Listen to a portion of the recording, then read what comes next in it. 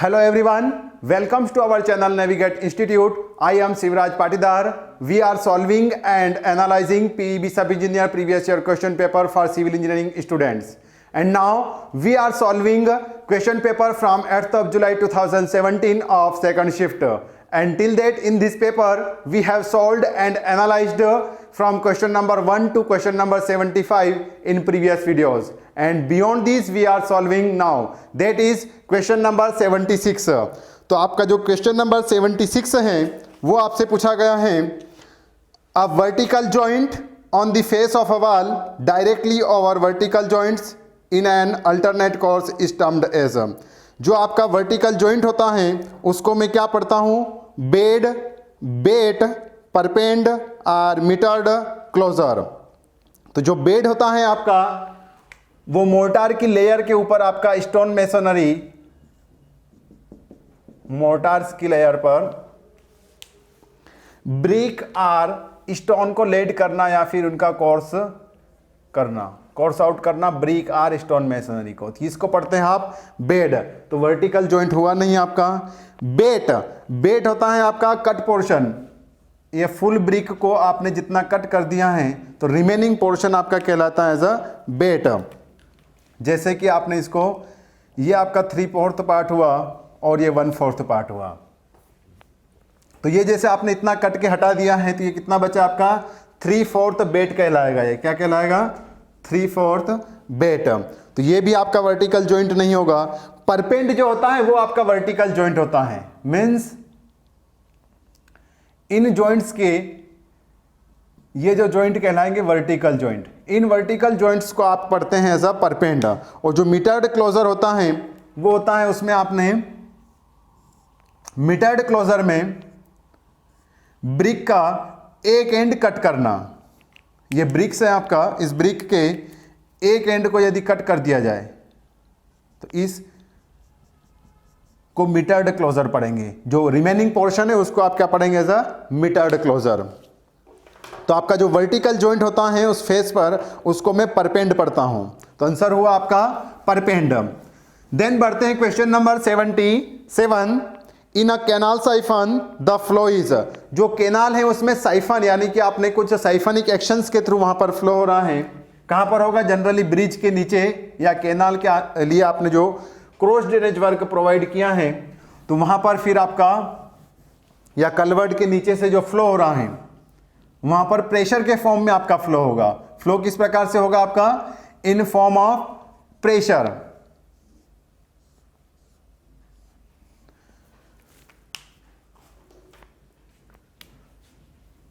ये आपका कैनाल है तो यहां से जो फ्लो आ रहा है इस प्रकार से। अब इसका साइड व्यू देखते हैं आप।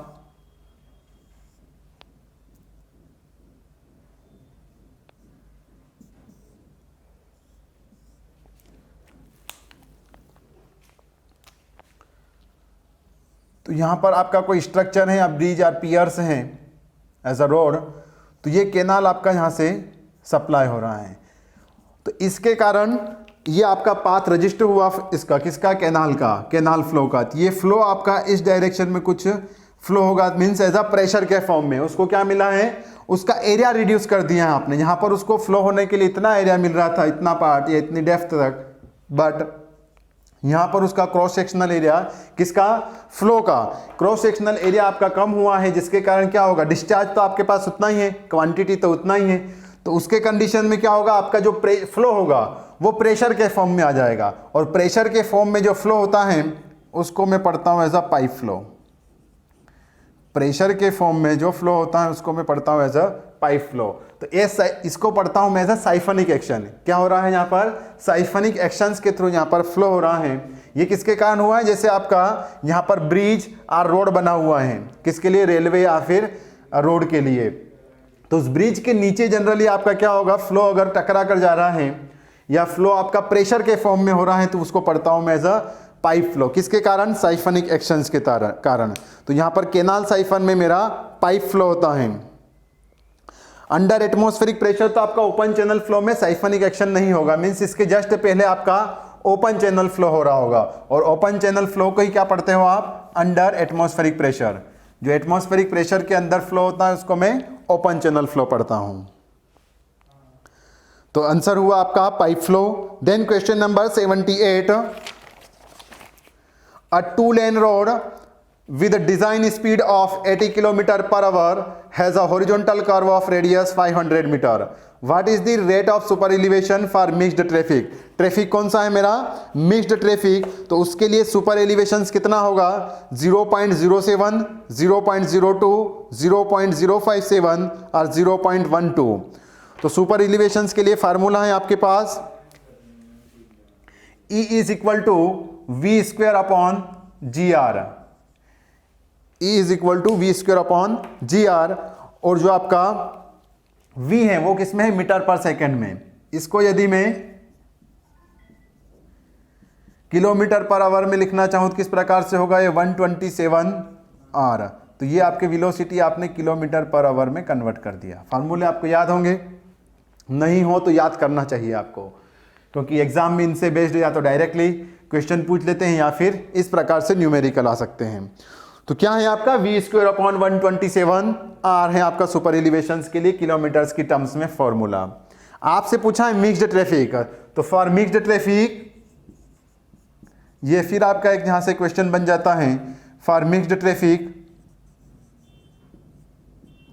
For mixed traffic we are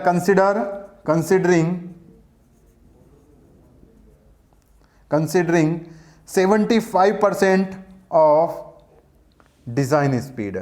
जो डिजाइन स्पीड आपको गिवन रहती हैं, अगर मिक्स्ड ट्रैफिक आपको कंडीशंस बताया जाए, कौन सी कंडीशंस? मिक्स्ड ट्रैफिक कंडीशंस बताया जाए, आपको रिप्रेजेंट करता है mixed traffic. Mixed traffic means सभी प्रकार के vehicle, slow moving speed, high moving speed and medium moving speed. अगर आपके व्हीकल उस रोड का उपयोग कर रहे हैं तो उसको पढ़ते हो आप मिक्स्ड ट्रैफिक। तो मिक्स्ड ट्रैफिक में यदि आप कंसिडर कर रहे हैं तो मिक्स्ड ट्रैफिक में मैं 75% ऑफ डिजाइन स्पीड लेता हूं। कितना कंसिडर करूंगा मैं? 75%। तो फिर इसमें क्या कर दोगे आप? E is equal to 0.75 V whole square upon 127 R। Okay, तो इसी फार्मूले को आप इलाबोरेट करते हो, आगे एक्सटेंड करते हो, तो एक्सटेंड होकर ये फार्मूला आपका ये बन जाता है v square upon 225 upon r. अभी तक तो आपका फार्मूला ही मैं आपको बता रहा हूँ कौन कौन से फार्मूले हो सकते हैं। तो इस प्रकार से आपको फार्मूले याद होने चाहिए। कितने फार्मूले देखिए आप, ये होता है v square upon g r, basic formula metre पर सेकेंड की टर्म्स में। ये फार्मूला हुआ आपका super elevation, E represented as a super elevation, V as a design speed, G for gravitational acceleration and R is your radius of curve। तो यहां पर V आपका किलोमीटर पर आवर में कन्वर्ट किया तो आपका 127 R आया। इसमें क्या किया है आपने? 5/18 किया एंड इनटू 9.81, तो दिस टर्म आज इंक्लूडेड। ओके, तो इसके अंदर आपका G भी इंक्लूड हो चुका है 127। मिक्स्ड ट्रैफिक की बात करता हूं तो मैं 75% स्पीड ले कंसिडर करता हूं। 75% यदि आप स्पीड कंसिडर करते हैं तो इस फॉर्मूले को इस प्रकार से आप एक्सटेंड कर सकते हैं। तो इस प्रकार से आपका कितना हुआ? E इज इक्वल, इसको सोल्व किया v square upon 225 R। Okay, इस क्योंकि मिक्स्ड फार्मूला दिया है, सॉरी मिक्स्ड ट्रैफिक, तो मुझे ये फार्मूला यूज करना है। तो ये फार्मूला कहां से आया ये मैंने आपको बताया है। तो इस फार्मूले का उपयोग करते हुए आप क्या निकाल दोगे? Super elevations. तो क्या हो जाएगा आपका? E is equal to given है आपको कितना डिजाइन स्पीड?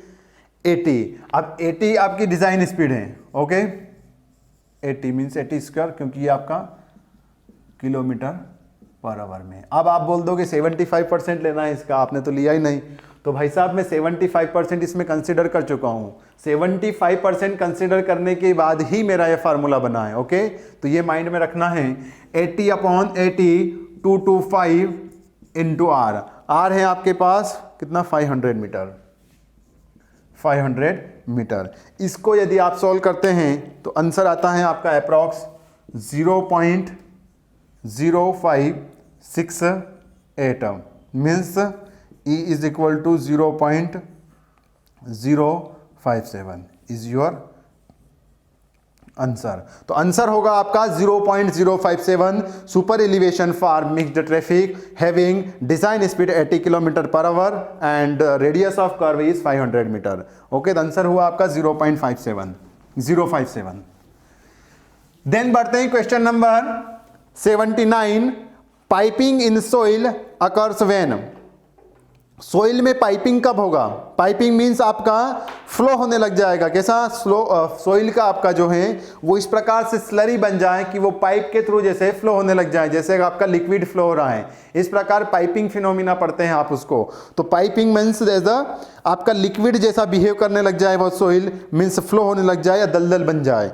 तो piping in soil occurs when कब होगा? जब मेरा इफेक्टिव स्ट्रेस या इफेक्टिव प्रेशर कितना हो जाए? 0। सोइल की कोई स्ट्रेंथ ही ना बचे। इफेक्टिव स्ट्रेस जो होता है उसके थ्रू मैं क्या बताता हूं? सोइल की शियर स्ट्रेंथ, शियर, इसको आप क्या रिप्रेजेंट करते हैं यहां से? Tau is equal to c plus sigma bar 10 phi. Okay, तो अगर आपका सोइल है और सोइल कौन सा आपका क्ले टाइप का है या से आपका कौन सा है, सॉरी कोहेजन लेस सोइल है, तो उसमें कोहेजन लेस सोइल में आपका क्या होगा? ये 0 कोहेजन। तो fully shear strength of soil, shear strength of soil depend किस पर करेगा? इस सिग्मा पर। और सिग्मा बार यदि आपका 0 कर दिया जाए, तो सिग्मा बार 0 कर दिया तो टाउ कितना बन जाएगा? 0। मीन्स आपके सोइल में कोई शियर स्ट्रेंथ नहीं बचेगी, मीन्स सोइल आपका कोई लोड बियर नहीं करेगी। तो वो क्या करेगी? आपने कुछ भी लोड लगाया तो आप उसके अंदर चले जाओगे। ओके, तो इसको पढ़ते हैं आप पाइपिंग फिनोमिना। पाइपिंग फिनोमिना कब बनेगा? जब मेरा इफेक्टिव प्रेशर बिकम्स 0। तो ऑप्शन होगा आपका इफेक्टिव प्रेशर बिकम्स 0।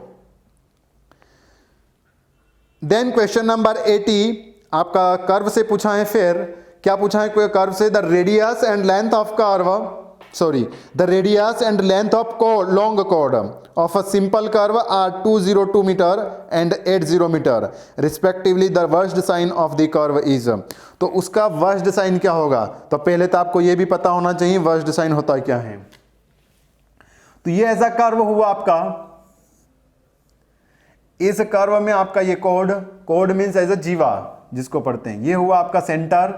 तो सेंटर हुआ तो ये उसकी रेडियस, रेडियस की वैल्यू दिया है आपको कितना? 202 मीटर,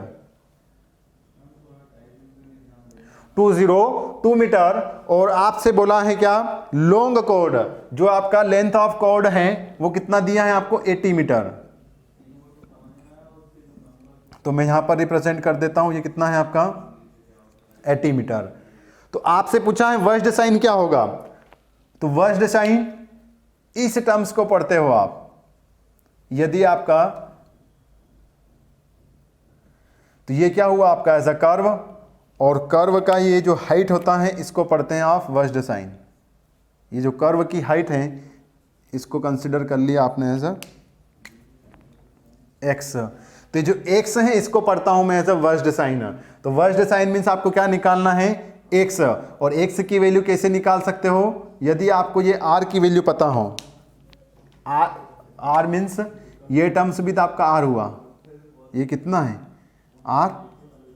तो यदि आर में से मैं इतनी टर्म्स माइनस कर दूं, मीन्स इसको मान लिया आपने y, तो r माइनस वाई कर दिया जाए तो आपको क्या मिल जाएगा? Worst sign. तो फार्मूला क्या बन गया? Versed sine is x is equal to r minus y. तो r की वैल्यू पता है आपको 202 मीटर। अब y कैसे निकालोगे आप? तो y में किस प्रकार से, ये आपको ऐसा ट्रायंगल जैसा रिप्रेजेंट कर रहा है, किस प्रकार से? ट्रायंगल जैसा आपको शो हो रहा है। और इस ट्रायंगल को,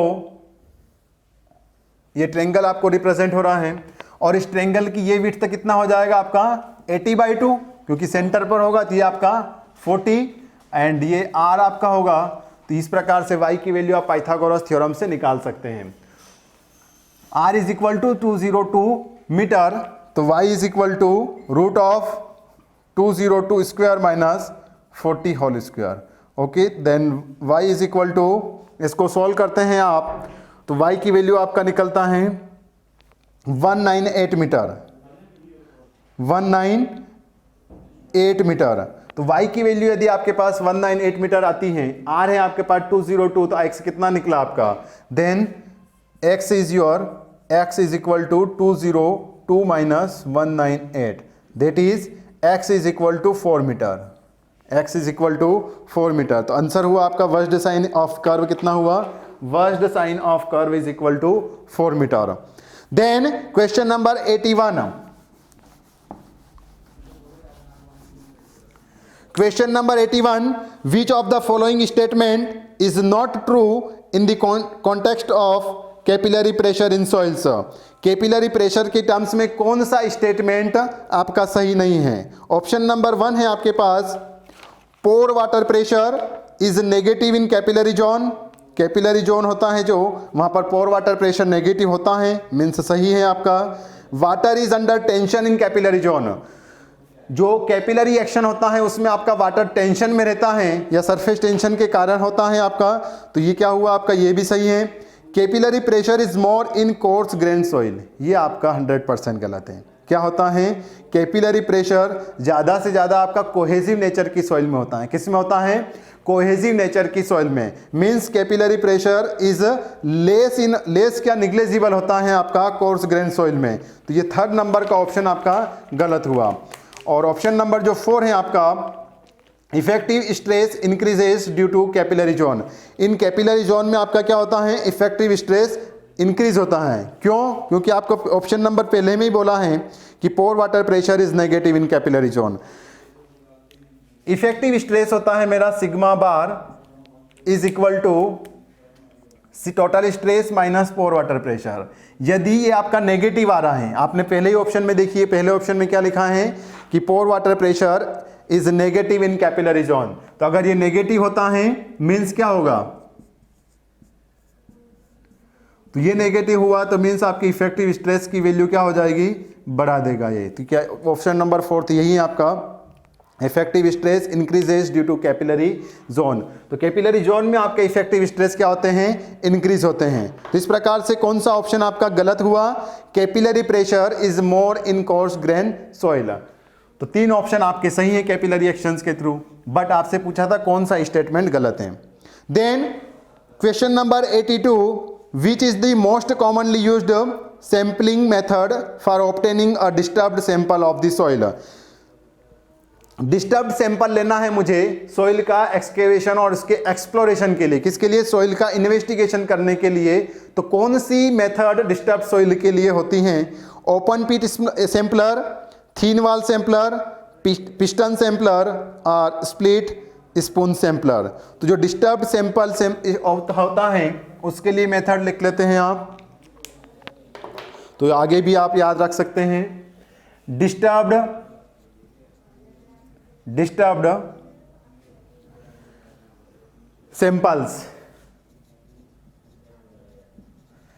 सैंपल्स ऑब्टेन्ड बाय, किसके थ्रू मैं ऑब्टेन करूंगा? कौन सा? Disturb sample. तो किसके थ्रू आप ऑब्टेन करते हैं? उसके लिए आपके पास एक तो आप डायरेक्ट एक्सकेवेशन कर सकते हैं, डायरेक्ट आप क्या कर सकते हैं? डिगिंग कर सकते हैं, या फिर डायरेक्ट आप खुदाई करके निकाल सकते हैं। तो direct excavation, then auger sampler, auger के थ्रू सैंपलर लिया आपने तो auger sampler, split spoon sampler, spoon sampler, और एक नेक्स्ट मेथड है आपका थिक वॉल सैंपलर। ये 4 मेथड्स के थ्रू आप डिस्टर्ब्ड सैंपलर निकाल सकते हो, ले सकते हो सॉइल का फॉर इन्वेस्टिगेशन एंड उसके एक्सप्लोरेशंस के through. Thick wall,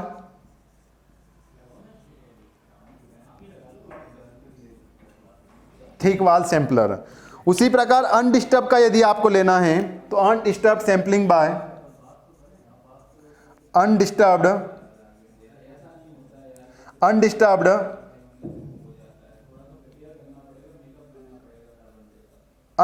sampling bye.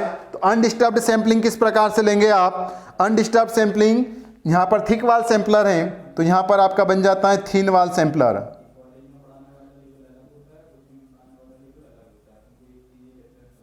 Thin wall sampler and next है आपका पिस्टन सैंपलर, पिस्टन के थ्रू सैंपलर। तो पिस्टन सैंपलर एंड नेक्स्ट है आपका कंप्रेस्ड एयर के थ्रू यदि आप सैंपल लेते हैं तो वो कंप्रेस्ड एयर सैंपलर, वो सैंपल क्या कहलाएगा आपका? Compressed air sampler. तो इस प्रकार से 3 मेथड है आपका जनरली अनडिस्टर्ब सैंपलिंग के लिए, और डिस्टर्ब सैंपलिंग के लिए आपका direct excavation, auger sampler, split spoon sampler and thick wall sampler. तो आप समझ गए होंगे कि आपका डिस्टर्ब सैंपलिंग के लिए कौन सा आंसर हुआ आपका? Split spoon sampler.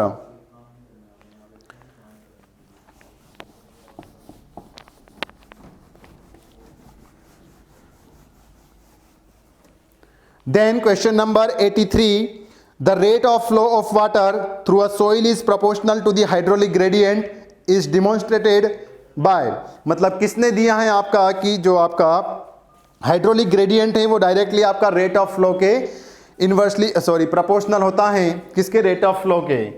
तो यही आपने निकाला, हाइड्रोलिक ग्रेडियंट डायरेक्टली प्रोपोर्शनल होता है rate of flow. Rate of flow means आपका डिस्चार्ज, और क्या लिखा है आपको? Hydraulic gradient is called as a I, hydraulic gradient. तो ये किसने दिया था आपको? डार्सी इक्वेशन से, या डार्सी ने दिया था इसको, किसके थ्रू आप, किसने दिया था? डार्सी ने। अटरबर्ग आपका सोइल को क्लासिफाई करवाता है, तो अटरबर्ग ने सोइल का क्लासिफिकेशन दिया है आपका, डार्सी ने आपको रेट ऑफ फ्लो बताया है डायरेक्टली प्रोपोर्शनल होता है इसके हाइड्रोलिक ग्रेडियंट्स के। एंड जो कैसेग्रेंडे हैं उन्होंने आपकी सॉइल की जो प्लास्टिक लिमिट और लिक्विड लिमिट को क्लासिफाई किया है। प्लास्टिक लिमिट से या प्लास्टिक स्टेज से लिक्विड स्टेज के बीच में जो क्लासिफिकेशन है वो क्लासिफाई किया है कैसेग्रेंडे ने। और जो टर्जागी हैं उन्होंने आपके इफेक्टिव स्ट्रेस को डिफाइन किया है, और इसीलिए उनको हम father of soil mechanics and geotechnical engineering का फादर रिप्रेजेंट करते हैं। इस प्रकार से आपका इसका आंसर हुआ Henry Darcy is represented rate of flow of water through a soil is proportional to the hydraulic gradient. Then question number 84, the coefficient of permeability of soil is 5 into 10 to the power minus 5 centimeter per second for a certain pore fluid. If the viscosity of pore fluid is reduced to half, the coefficient of permeability will be. यदि मैं viscosity आपकी half कर देता हूं तो permeability कितना बनेगा? तो हमें पता है permeability is inversely proportional to viscosity of fluid. तो विस्कोसिटी ऑफ फ्लूइड के क्या होती हैं? वो इनवर्सली प्रोपोर्शनल होती हैं। मीन्स यदि आप विस्कोसिटी इंक्रीज करते हैं तो परमिएबिलिटी आपका डिक्रीज होगा, और यदि आप विस्कोसिटी डिक्रीज करते हैं तो आपका जो परमिएबिलिटी होगा वो आपका इंक्रीज होगा। तो यहां पर आपने विस्कोसिटी को हाफ कर दिया है, तो ये तो आपका फिक्स है कि परमिएबिलिटी क्या होगा? इंक्रीज होगा। कितना बढ़ गई होगी तो वो आपको चेक करना है। तो मान लेते हैं K1 इज इक्वल टू आपको गिवन है 5 into 10 to the power minus 5 centimetre per second. तो K1 is equal to 1/μ1, K1 is equal to 1/μ1 हुआ आपका। देन यदि मैं K2 लेता हूं तो आपने इसको कितना कर दिया है? μ/μ1/2, इसका हाफ कर दिया है विस्कोसिटी। देन आपका K2 कितना होगा ये आपसे पूछा है। तो K2 कितना होगा आपका? K2 is equal to 2 times of 1/μ1, that is 2 into 1/μ1। 1/μ1 is equal to K1 and K1 is equal to 5 into 10 to the power minus 5, that K2 is equal to 10 into 10 to the power minus 5 centimetre per second. तो answer हुआ आपका कि यदि मैं viscosity half कर देता हूं उस फ्लूइड की तो K2 या जो मेरी परमिएबिलिटी है वो कितना बन जाएगा? 10 into 10 to the power minus 5 centimetre per second.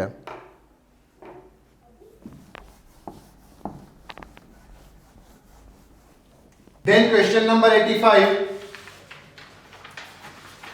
Environmental engineering से आपका क्वेश्चन पूछा गया है। The aeration of water is done for the removal of. Aeration का यूज मैं किसको रिमूव करने के लिए यूज करता हूं? टर्बिडिटी, कलर, हार्डनेस और डिसॉल्व्ड गैसेस। तो टर्बिडिटी रिमूव करते हो आप फिल्ट्रेशन और फ्लोक्यूलेशंस के थ्रू। टर्बिडिटी रिमूव करते हैं आप फिल्ट्रेशन और फ्लोक्यूलेशंस के थ्रू, और हार्डनेस आपकी टेम्पररी हार्डनेस रिमूव करते हैं by boiling, and permanent hardness आप जैसे आयन एक्सचेंज प्रोसेस या लाइम सोडा प्रोसेस के थ्रू रिमूव करते हैं। कलर के लिए कौन सी मेथड आप यूज करते हैं ये आपको कमेंट्स के थ्रू बताना है। कलर रिमूवल,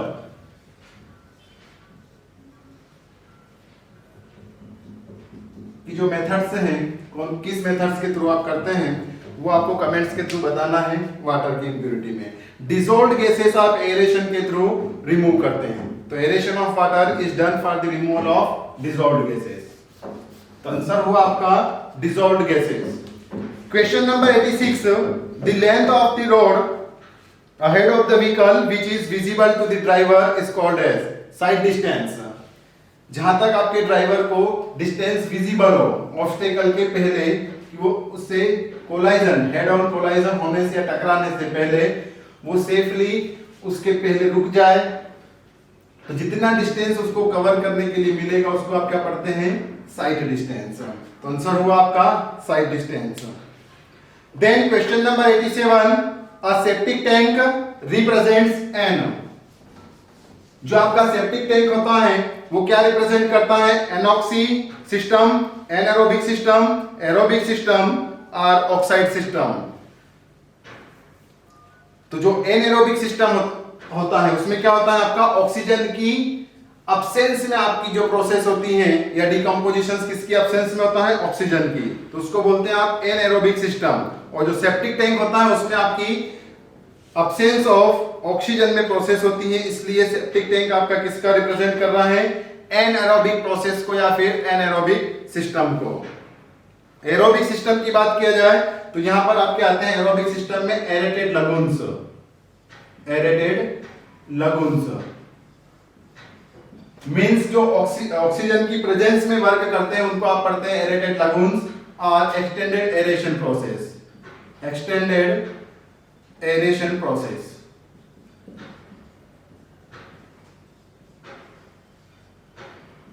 तो ये कुछ आपके टाइप हुए एरेटेड सिस्टम के।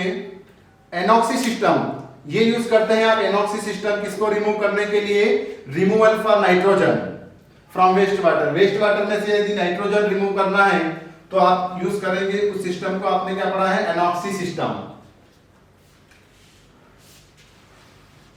तो यहां पर आपसे पूछा था सेप्टिक टैंक क्या रिप्रेजेंट करता है या किस प्रोसेस पर या किस मेथड पर बेस्ड है, एनारोबिक प्रोसेस पर।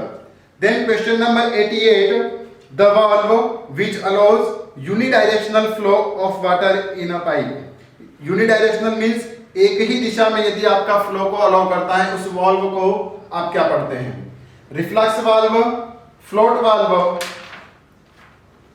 बॉल वाल्व या फिर स्लुइस वाल्व। तो जो आपका रिफ्लक्स वाल्व होता है उसी को मैं पढ़ता हूं non returning valve. Non returning valve means उसमें एक ही डायरेक्शन में फ्लो होता है, अपोजिट डायरेक्शन में फ्लो को रजिस्ट करता है, तो उसको आप पढ़ते हैं सर नॉन रिटर्न वाल्व, या फिर उसी को आप रिफ्लक्स वाल्व बोल सकते हैं जो सिर्फ आपका यूनिडायरेक्शनल वर्क करता है।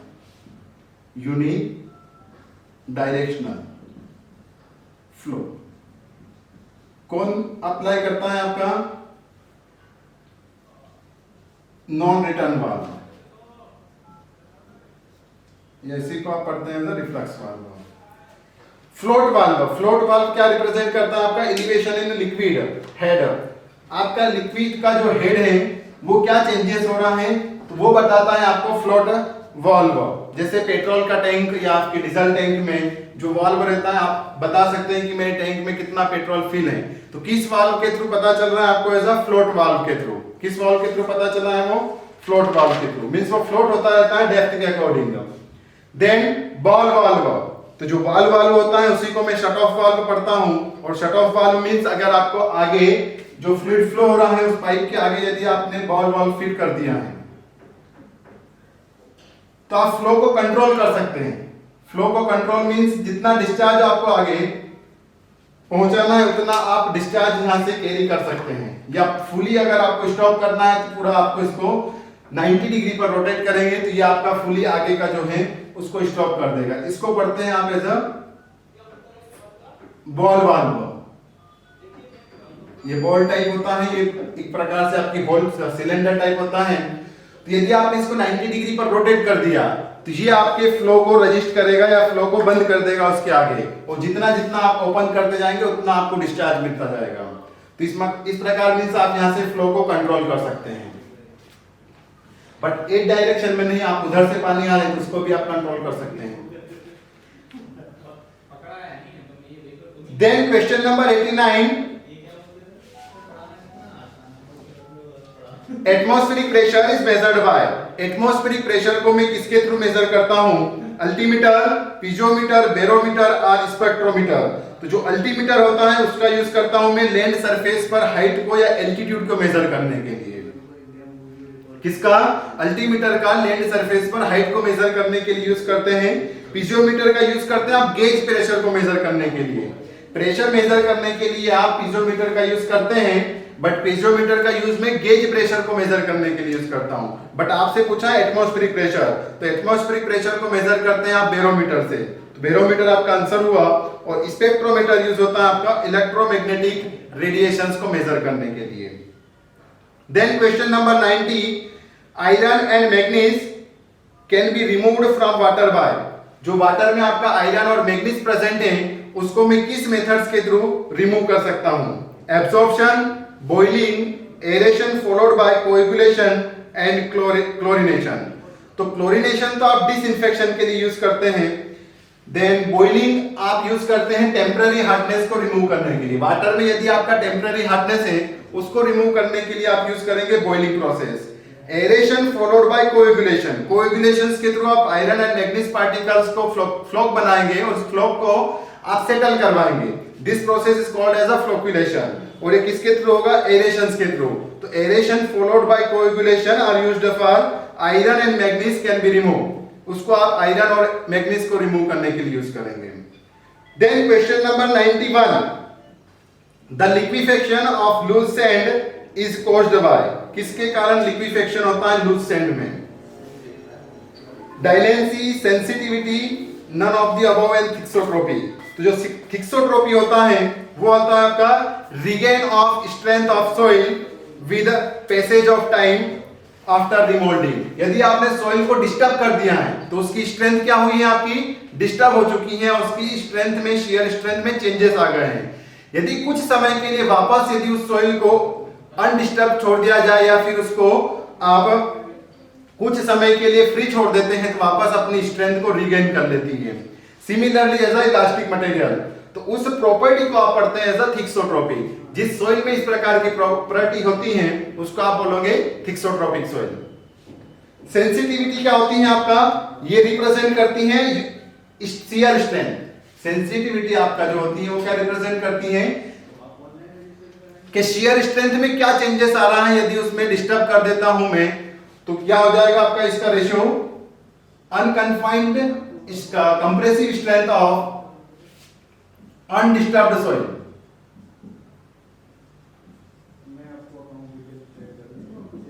UCS or unconfined compressive strength of undisturbed soil upon UCS of remolded soil or disturbed soil। तो कितना सेंसिटिव सॉइल है आपका वो रिप्रेजेंट करता है एज अ सेंसिटिविटी। लिक्विफेक्शन होता है आपका डाइलेंसी के कारण। Then question number 92, Terzaghi's one dimensional consolidation theory assumes that। तो क्या assume किया टरजागी ने? E versus P। ये जनरली आपका क्वेश्चन कैंसल्ड है, बट इसमें जो E वर्सेस क्या होता है आपका, किसके बिटवीन आपका ग्राफ बनता है? Void ratio and log scale पर आपका बनता है इफेक्टिव स्ट्रेस के बीच में changes on log scale.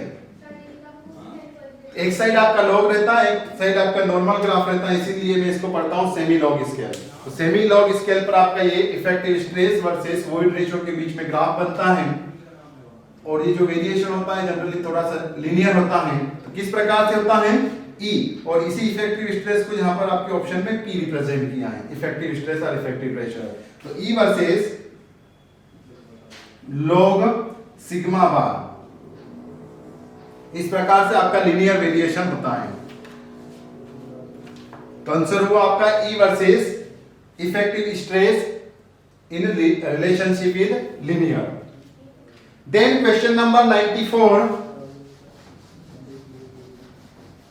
Irrigation से पूछा है आपसे, the water retained by a saturated soil after being centrifuge for 30 minutes by a centrifugal force of 1000 times that of gravity is termed as, ये standard test के through आप जो निकालते हैं तो कौन सा मॉइस्चर कंटेंट कहलाता है, तो वो कहलाता है आपका इक्विवेलेंट मॉइस्चर कंटेंट। यदि आप water retained bye saturated soil after being 30 minutes by a centrifugal force of 1000 times that gravity के 1000 टाइम्स जो आपका वाटर रिटेन हो चुका है उसको मैं क्या पढ़ता हूं, equivalent moisture. Readily available moisture या रेडिली अवेलेबल वाटर क्या कहलाता है आपका, करंट में या easily extract by soil.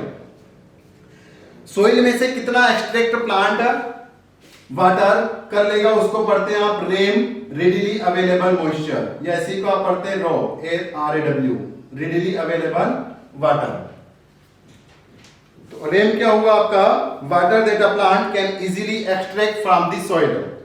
Field capacity, gravitational water के बाद प्रेजेंट में कितना वाटर आपके पास है, आपकी फील्ड कैपेसिटी या मॉइस्चर कंटेंट कितना है उसको आप पढ़ते हैं as a field capacity. Means that soil moisture content held in the soil after excess water has drained away या drained out। excess water जो gravitational water है उसका रिमूव होने के बाद कितना पानी आपके उस प्लॉट में या फील्ड पर बचा है वो कहलाती है आपकी फील्ड कैपेसिटी। मींस करंट में आपका मॉइस्चर कैपेसिटी कितना है वो कहलाती है आपकी फील्ड कैपेसिटी। और कैपिलरी वाटर होता है water remains in soil after gravitational water. तो आंसर हुआ आपका यहां पर इक्विवेलेंट मॉइस्चर, क्योंकि आपको पूछा था 1000 times that of gravity, 1000 times जो ग्रेविटी की प्रेशर के कारण रिटेन हो जाएगा उसको आप क्या पढ़ेंगे as a equivalent moisture. Then question number 95, Entamoeba histolytica causes which of the following, यह डिसीज आपका एंट अमीबा जो हिस्टोलिका है उसके कारण कौन सी बीमारी आपको हो सकती है, तो टाइफाइड फीवर, लेप्टोस्पिरेसी, एंथ्रैक्स और डिसेंट्री। तो डिसेंट्री आपका या पेचिस जिसको पढ़ते हैं हिंदी में, एंट अमीबा के कारण हो सकता है।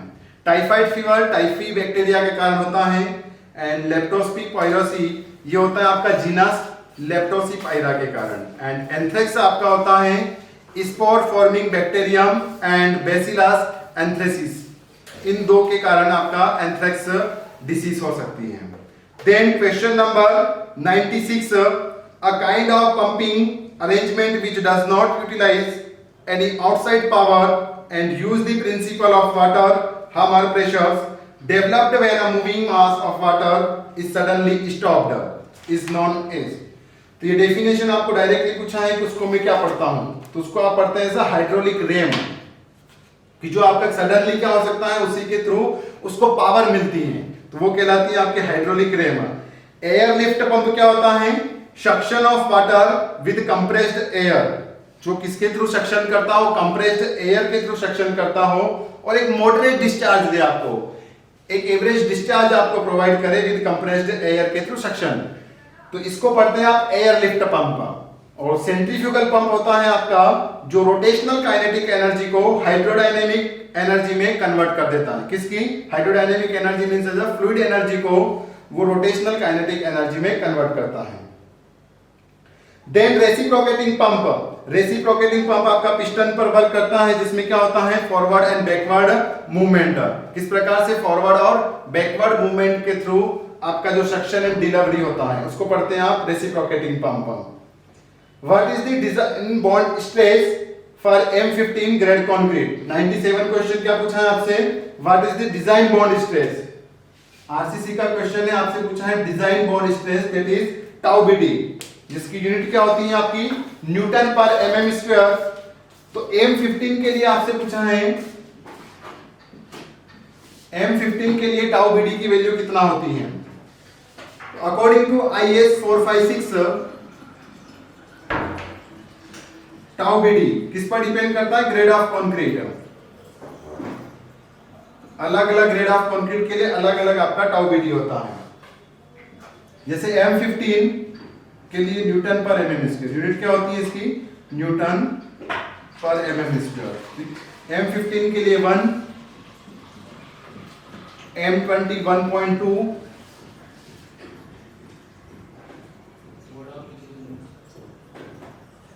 एंड M25 1.4, और उसी प्रकार M30 के लिए होता है आपका tau BD 1.5।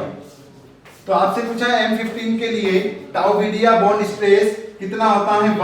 1 Newton per mm square, but आपको ऑप्शन में दिया है 1 × 10⁶ न्यूटन पर स्क्वायर मीटर। मींस आपको ये यूनिट किस में कन्वर्ट करना होगा? स्क्वायर मीटर में। तो 1 मीटर इज इक्वल टू 1000, तो स्क्वायर मीटर मींस स्क्वायर, तो मींस डबल,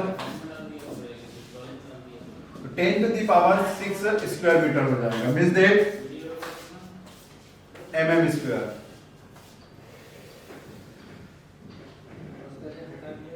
तो यदि आप फॉर M15 टाउ बीडी कितना होगा आपका? M15 टाउ बीडी आपका होता है 1 न्यूटन पर mm स्क्वायर। तो 10⁻⁻6 होगा यदि आपका, तो ऊपर ले जाएंगे तो आपका कितना हो जाएगा? ये प्लस में, तो 1 × 10⁻+6 न्यूटन पर स्क्वायर मीटर। तो ये आंसर होगा आपका 1 × 10⁻6 newton per mm square, sorry metre square. Then question number 98। Question number 98 आपसे पूछा गया है, according to Indian scenario of ACC means self compacting concrete is used for columns. तो कौन सी ग्रेड का यूज करता हूं मैं? रिकमेंडेड है आपके लिए M70। कितना रिकमेंड है आपको? M70 ग्रेड का कंक्रीट सेल्फ कॉम्पैक्टिंग कंक्रीट के लिए यूज करता हूं। किसमें? कॉलम के लिए। तो आंसर हुआ आपका M70। Then question number 99, in a simple tension test Hooke's law is valid up to. Hooke's law कब तक वैलिड रहेगा टेंशन टेस्ट में, या माइल्ड स्टील टेस्ट, या फिर इसी को आप पढ़ते हैं डक्टाइल मटेरियल के लिए टेस्ट। तो Hooke's law called that stress is directly proportional to strain within limit of proportionality, within limit of proportionality। तो कब तक वैलिड रहता है आपका? यही हुक्स लॉ पढ़ा बोला है उन्होंने। हुक्स ने क्या बोला है? स्ट्रेस इज डायरेक्टली या linearly proportional to strain within limit of proportionality. तो जब तक आपका लिनियर वेरी करता है तब तक आपका हुक्स लॉ वैलिड करता है। तो O, A, B and C, D, E, F and then point G। ये होता है आपका stress versus strain variation for mild steel, और डक्टाइल मटेरियल।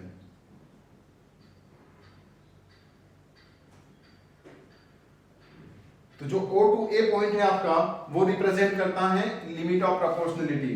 मींस जहां पर तो आपका स्ट्रेस लीनियर होगा, यदि आप यहां पर थीटा मेजर करते हैं तो यहां पर भी आपको थीटा ही मेजर मिलेगा, एग्जैक्ट आपको थीटा मिलेगा। बट A to B की तरफ या फिर और आगे जाते हैं तो आपको क्या हो जाता है? हल्का सा कर्व आ जाता है जिसके कारण थीटा वेरी करता जाता है। मींस लीनियर वेरिएशन रिप्रेजेंट नहीं करता है, बट हुक्स ने रिप्रेजेंट किया है। हुक्स ने अपने अजम्पशन में लिया है कि मटेरियल कहां तक होना चाहिए आपका? लिमिट ऑफ प्रोपोर्शनलिटी मींस जहां तक लीनियर वेरिएशन हो। तो आंसर हुआ आपका लिमिट ऑफ प्रोपोर्शनलिटी। इसी रीजन को मैं पढ़ता हूं, यदि इसका एरिया एरिया जाए तो इसको पढ़ते हैं आप मॉडुलस ऑफ रेजिलियंस। क्या पढ़ते हैं आप? Modulus of resilience. मींस क्या पढ़ेंगे? Area under the stress strain curve within limit of proportionality is called as modulus of resilience। Then question number 100, the probable width of septic tank is।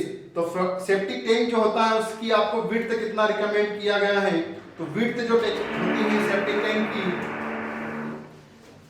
65 to 75 centimetre. जो width लेना है septic tank का,